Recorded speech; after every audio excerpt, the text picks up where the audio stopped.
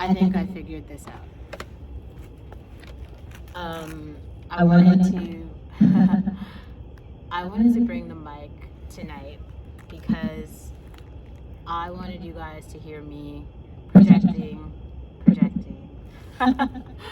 This is fucking incredible. I wanted to hear you. I wanted you to experience me projecting into the mic because I mean what I'm saying, and it's not.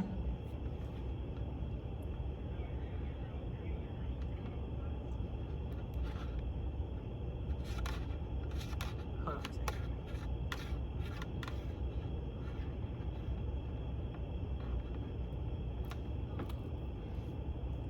And hello. It isn't just tonight that I believe in the words that I was preaching all along. I feel like it's been the same sort of sentiment this entire time, but maybe I wasn't taking my own message seriously. Maybe I wasn't taking my own platform seriously. So, am I more serious now that I have a mic?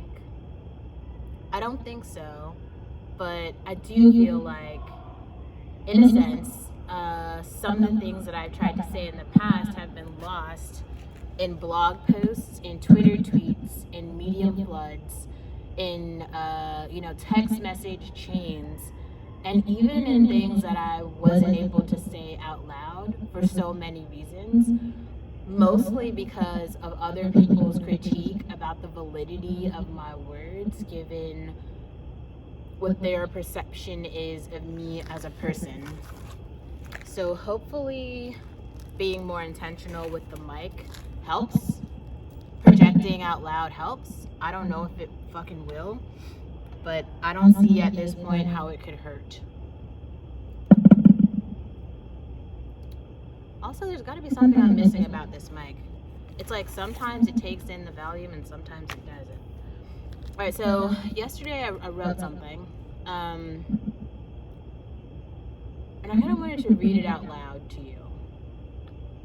So it says, it's been about a month since my last entry here, and I'm trying to figure out how violent my growing up process has been. It's been full of misunderstandings and assumptions, and I don't think there's anything I can do about that. So maybe I should also start with saying I've been like binging Felicity on Hulu, and I do think that for whatever reason, that character is really able to dive deep into her feelings as like a young person growing up.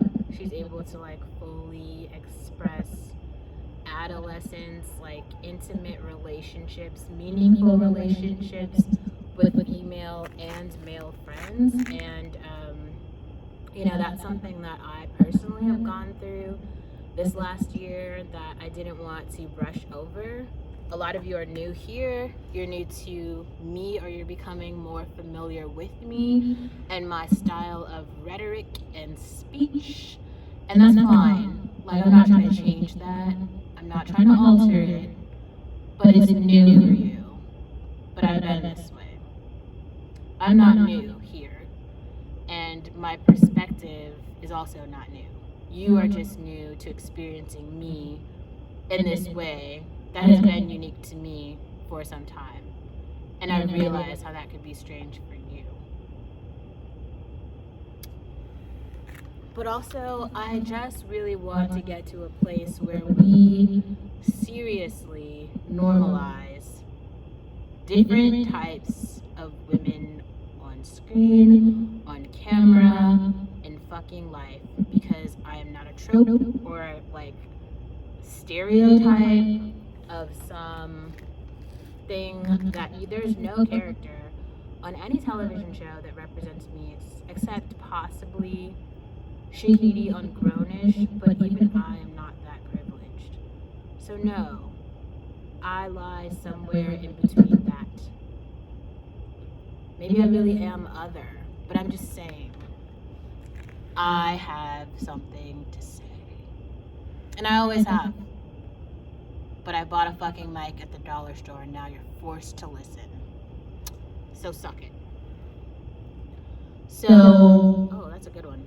Maybe I will save this rant about women's health for tomorrow. But I do want to say now that I have thought very deeply about how to articulate how you can go about talking with your friends, boyfriends, partners, males in your life about how and what it means to be protective of your female health given you have these organs. Like, yes, we have clinics and women's health centers, but it's not really gonna work out in society if only, 75% of educated women actually utilize the resources, and 100 or 90% of marginalized women are not using those resources at all, and the men are just completely not even on the fucking radar. So there's that. And that's a thing. And I don't want to be I was trying to talk about this with another woman, and they didn't actually have an answer. And this is like a woman who works in like a reproductive health center. And it was just like, well, if you don't know, who the fuck else is gonna know? There is no one else. If this bitch doesn't have the answer, who has the answer? No one. Like, if she can't even tell me and it's her fucking job to know, get the fuck out of here. There is no one else. And I'm just saying, that's frustrating. And it just brings me back. It brings me back to this place where I wonder. And I was wondering before, but now I wonder more. Like, what? How? What? Like, what the fuck does it mean in 2022 to own a vagina in this society? Like, I'm really not sure. Because it honestly feels like it's only safe to walk around with a garter belt. Especially in the Black community. I mean, if you don't have a fucking garter belt and a period stamp, you might as well fucking wear a whore stamp on your forehead and like chase around the graveyard or something. Like, I don't even know. I suppose like you aren't a woman anymore as soon as you choose to like use your vagina in a way that you want to. You're like something else. What the fuck is that? I don't understand. And then here's another thing I don't understand. Why is it that we're still talking about gender politics? Like, don't get me wrong, I understand everybody has their pronouns and shit, but just because I don't choose to wear a dress doesn't mean I'm a lesbian. Okay? Sexuality and gender identity are two different things. Sex is about how you fuck. Gender is how you want to be identified. It is not that fucking complicated. And I'm not even like a person who's like on the left that much. I don't understand. Like, that's just not that fucking complicated. Here's what I think. I think we have a bunch of no-sex-having warriors out here with terms and dictionaries and theories about shit that has never happened to them. And then we also have a bunch of Stone Age losers who have no hope at all of getting laid.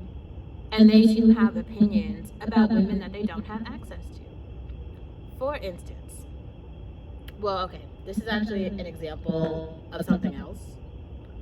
This is definitely an example of something else, but I want to bring this in because, like I told you guys, I have been binging Felicity, and I saw the episode where, I can't remember the girl's name, I guess Lana gets raped by her boyfriend. Now, this hit me in some weird ass way because she went into a whole, the girl is like dating this guy pretty hard. He's like a film major. She's like following him to all his classes. she's unpacking films with him. She even starts to help this guy make a film, right? And so this guy's super into her. They make out for a few days, and then one day after a movie or a film or some outing that they went to, they'd been going pretty steady for like 3 months or something. So they come back to her apartment. She's like, she gives him a little hug. It seemed like she was ready to send him home. He kind of encouraged himself to come in.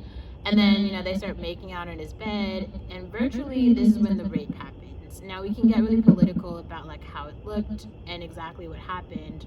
But virtually, it was that he was horny. He was pushing himself on her. She said no. And he went ahead anyway and did it. Now, I feel like we've had this conversation many times. And I'm not trying to be that person who's like, oh my God, all the men are awful, blah, blah, blah, blah, blah. That's actually not my point here. I don't actually want to have a conversation about the male here at all. I want to talk about her and how she literally went into this entire brain mind game where she started blaming herself. She was like, this is who I am as a woman. I have always brought this upon myself. I am the type of woman who encourages men to pursue me in this way. And she was going down this like fuck shit of nothing tunnel where she was trying to blame herself for the rape. And it was so silly. And Felicity was the only person, like Felicity encouraged, so she opens up to Felicity, who makes sense because it's like her best friend, about the rape. Now Felicity goes to the student health center, talks to the student health worker, talks to the RA in their dorm about it, and tries to get all these resources to help her friend. So she gives her friend these packets, and she tells her people that she can talk to. She ends up taking her to the hospital to get a test and to make a report. All of these things. And if Felicity wasn't there, she wouldn't have done those things. She wouldn't have felt comfortable to do them. And that feels so scary. Because everyone doesn't have a Felicity. So what the fuck do those bitches do? And I feel like we're also in a society right now where we're like othering so many people, where there's this like idea. I see this so much among like, I'm not even trying to be funny, but like Asian women, where they're putting themselves in these groups because like they have all these like weird cultural things in their own groups around like, I don't know, whatever their hierarchy from their countries are. But the weird part about that is like, okay, so you know how there's all these stereotypes about Black Americans and poverty and crime and criminality, and there's shows about it. There's like The Wire, American Gangster, whatever other movie that's about drug dealing, all the power shows, right? So everyone seems to have this like really good idea of what it's like. But why is it that in America, all the shows that are about like these like Asian groups are all about, the Always Be My Maybe, or Kiss Me Baby One More Time, or whatever the fuck that is, right? But that's not really the reality of what's going on in like those countries. There's the crazy rich Asians, but what about I just watched a documentary like yesterday on Vice that was about how like Indian people in India right now are committing suicide at alarming rates because they can't find jobs. Like a whole bunch of young people are just killing themselves, throwing themselves in front of trains, all type of shit. People are still throwing, acid on women's face. Rape is really hard. I heard a whole story from Abba and Preach, who were talking about what happened during war, because I guess both of them were actually in the military. And so other people were talking about, what's happening in Ukraine and how, the women and the children are fleeing Ukraine because they, obviously the war is happening, so they're trying to escape. And so Abba and Preach were saying, they were explaining why it is unsafe for women to be in a war-torn country during the war. Now, I didn't understand this because, like, I've never been in a war, right? But they have, and they have friends who have, and they were explaining how if you're a female, if you are captured by the other troops, typically what happens is like those women are basically being thrown into gang rapes. Like the cadets and the troops just like run trains on women. Like I'd never heard anyone say that aloud. And he was saying there's like a ton of documentaries about that. And so basically it's actually like not physical, well, it's not physically safe for anyone, but specifically for women in war, it's not safe. And some things to me that become really strange, like especially when I listened. So I also listened to it was like a Fresh and Fit clip where there was a woman. So the woman, there's always a panel. There's like a panel of chicks and then the two dudes, right? So now the woman is trying to make this point where she's saying like, why do guys feel like they can go around and be slutty but women cannot, right? So she was trying to preach equality in that way. And there was another woman on the opposite side of the argument who was saying, well, no, like women actually need to maintain purity. And she started talking about body count. And so the guy, he asks the girl, he's like, so how many people have you had sex with? And she kind of like took a step back for a second. She's like, like, and he's like, it's disrespectful to ask that of a woman, And to me, it kind of feels like, I think that we are asking some of the wrong questions in modern day America, at least. I feel like this guy, he started talking about how he had vocalized, how high his body count was. It was something like 300 or 400, which is a ridiculous number of bodies. I think that in his case, and I know this for myself because I've had relationships in the past where, I was with someone who had an extremely high body count. That was more like 500 or 700 or something. And like, it really just kind of felt like I didn't feel like this. It really made me question the person, right? It made me feel like I don't really value you as, like, I don't feel like you are a catch or a prize. I feel like you are meat on a shelf. And even though, they were talking about how, but I've grown so much from that. I'm a different person now. I'm not the same person. I've done all this growth. I've had all this growth, It's just kind of like, also, he just made it very clear to me how easy it was for him to just have access to women, and how, it was almost like this conquering sort of situation that was happening where he was just like chasing women and gathering women like tokens or something. And it's just kind of like, this is gross. This is like, and it has to stop. Like, it's gross and it has to stop. Like, maybe this just really is a society, and I don't think it's everyone.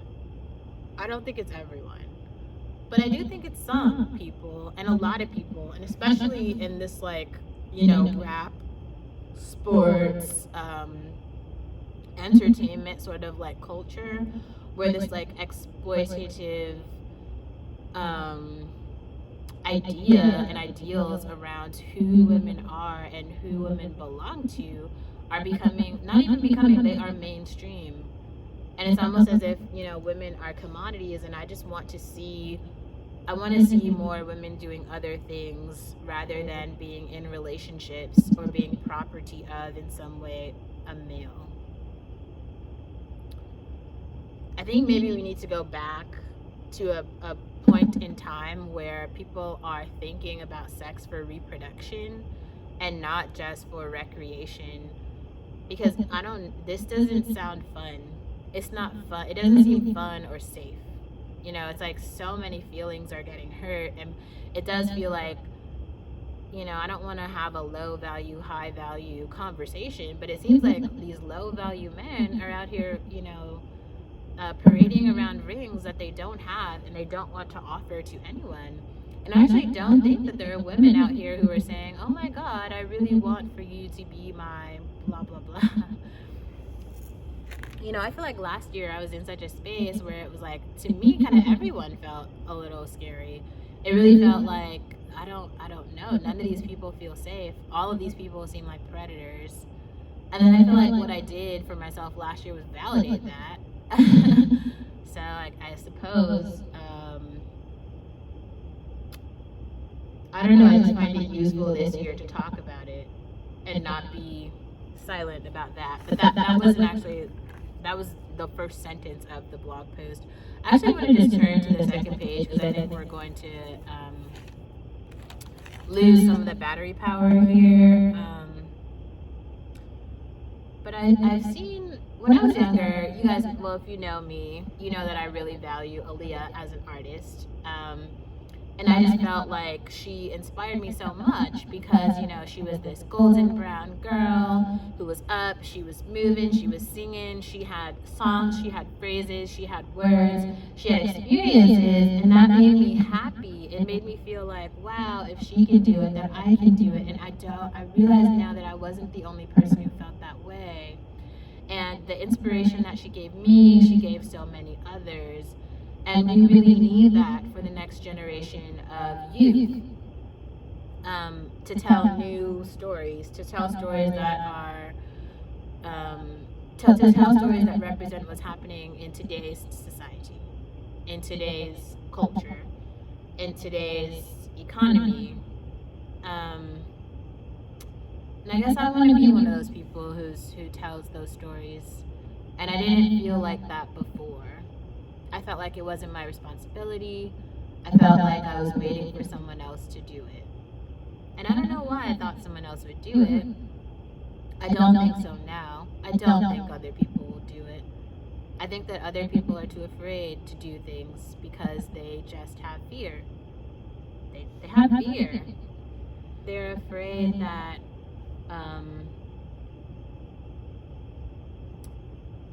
I don't know actually what they're afraid of, because I feel like anytime that you do anything, you're going to inspire someone, whether that's positive or negative. But I feel like we can't just have one Aaliyah.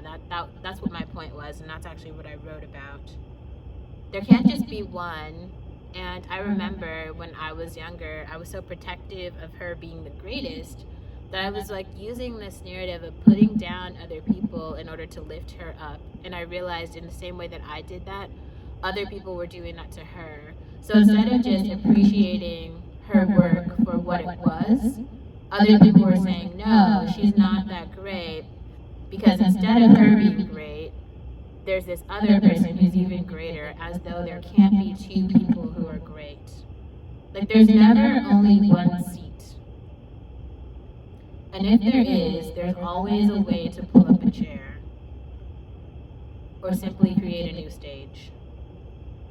Because there's always an audience, and there's always a story to tell, and there's always another mic. And I think that when we heard Nas in the past say, all I need is one mic, I think we might have interpreted that in the Black community as all there is one mic, as though he's the only person who can tell a story. And anyone can tell a story. As you see, I'm telling a story right now.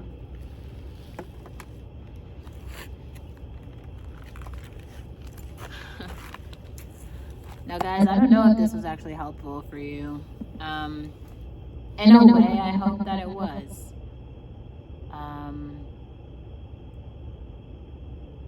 Let's continue these conversations. I think that they're healthy,